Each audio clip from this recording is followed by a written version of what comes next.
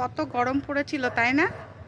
এবার এত গরম, ঘাম হচ্ছিল, শরীর খারাপ হচ্ছিল, প্রত্যেকটা মানুষের সর্দি কাশি, তারপরে যা যা হয় সব। আর আমারও হয়েছিল, এখনও অল্প অল্প আছে কাশিটা। তো আর এত গরম লেগেছে, ফ্যান চালিয়েছি তার মধ্যে ঘেমে যাচ্ছি। আর এই করে করে ঠান্ডা গরম সবার লেগে যাচ্ছে। আর এই যে পরশু দিনকে যে বৃষ্টিটা হলো না, বৃষ্টিতে ওয়েদারটা এত সুন্দর হয়ে গেছে, শান্ত একদম। আর ভেজা ভেজা বেশ ঠান্ডা ঠান্ডা ওয়েদার হয়ে গেছে, এত ভালো লাগছে বলে বোঝানোর উপায় নেই।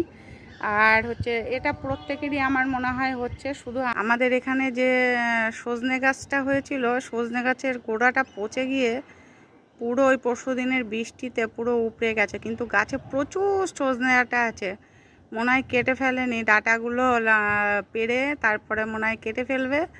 তো এই তো হচ্ছে অবস্থা। তবে ওয়েদারটা এত